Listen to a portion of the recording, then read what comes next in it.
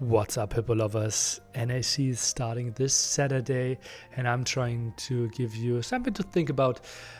10 predictions that are more or less likely, maybe some creative ideas in there.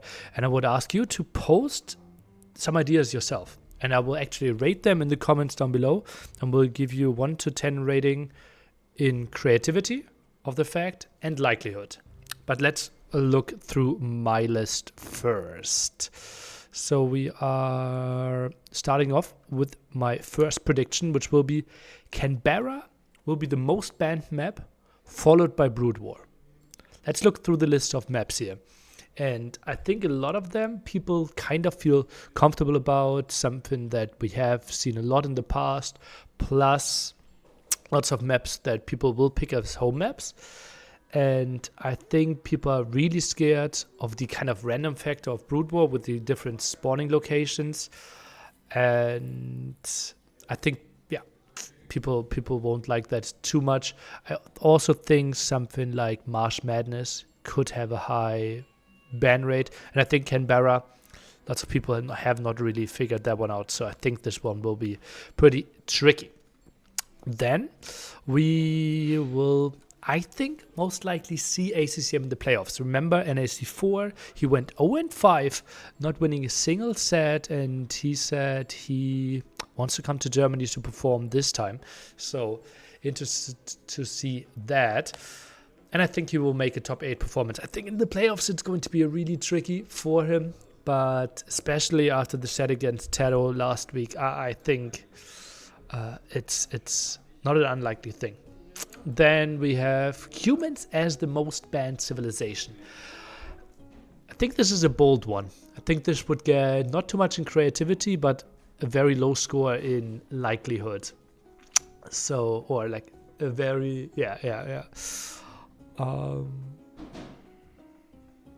and I just think a lot of people don't want to play against the 2TCs. And we have a lot of maps where that could be an option and people could aim for that. So I think especially some of the AM players really hate playing against humans. So that's going to be interesting to follow. I also think we will have 2 games going more than 2 hours. Just remind ourselves, like the map pool, we have a lot of maps that can go long. Outcrop technically, I think Shoals can go long. I think obviously we have seen Rocky Forest go long. We could see something like Enclosed Arena go long. We have seen a 2-hour plus Enclosed game.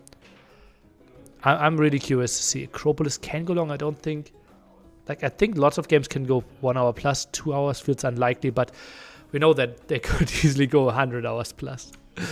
And the shortest game of the tournament will be on Brood War. That's my prediction. I think people will underscout, and we will have lots of different approaches there when it comes to strategies, when it comes to civilizations. So that's the big question mark on how people will approach it. And I think then you can have the rock, paper, scissors situation, and therefore we can have very short games. Prediction is we will have above 55,000 viewers. And that's a bit of the dream, obviously. We had, I think, 44 for NAC4. So let's go for 55 for NAC5. Doesn't that sound reasonable? I think it would.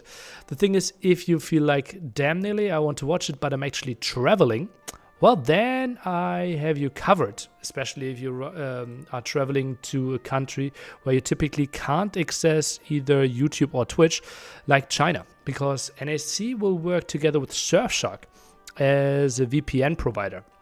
So you can just change your location virtually and therefore, for example, connect to YouTube, to Twitch, and just get a different IP address. It also gives you a lot of protection, and I'm just really happy that Surfshark is supporting NAC5, and you have a lot of different options to how to use Surfshark, how to benefit from them, especially like public Wi-Fi's, right? A lot of like possibilities. Like I only heard about it, right? But being hacked there, how people get your information, and if you just connect to a VPN, you're so much safer there. And something that we obviously always hear, and I witnessed for the flight booking as well for NAC. You sometimes have different prices depending on where you book from, right? Andy, being in Austria, being one of the wealthiest countries in the world, had to pay more than if we booked from other locations, for example. We didn't really check with ACCM, but maybe that could be an option. I also know that, for example, some games are cheaper in different locations. If that is something you want to think about, Surfshark is the official VPN provider for NAC. If you think like, okay, that sounds quite nice, you can click the link down below, code NAC5, 83% and 6 months off. So that is a great deal that you could use. Thinking about the sixth thing now is civ diversity. I initially wanted to say we will see most civ diversity on Shoals, but then I thought it's actually more likely on Arabia. And what I mean with that is, in case we see Arabia 8 times, I wouldn't be surprised if we see like 14 different civilizations. Or if we see Shoals 7 times, I wouldn't be surprised if we see like 12 or 13 different civs there. I think there are lots and lots of options, and especially Arabia has a very low civ draft priority. So that will be my prediction in that regard. So get really excited for maybe some wild matchups. I wouldn't be surprised if we see something like Mayans, Celts, or what's another wild one that we haven't seen? Could we see Dravidians? Not really. But something like Berber Tatars on Arabia. Something in that ballpark. Wouldn't surprise me too much. And Shoals, I'm really excited for that. Lots of different approaches possible there.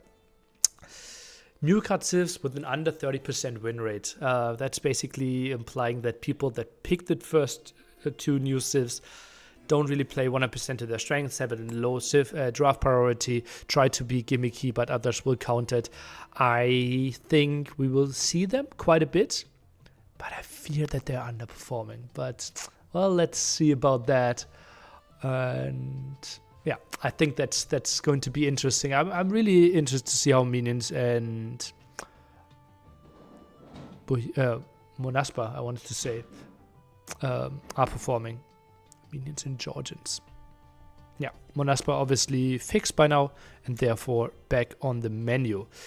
Conversions, something I thought about quite a bit. I think we will still have a lot of players build monks, but I think the mass conversion, mass monk rush won't really be a thing. So I said we will see fewer than 8 conversions per game. That's basically fewer than 4 conversions per player per game. And I think there are a lot of maps where we won't have a lot of conversions in general.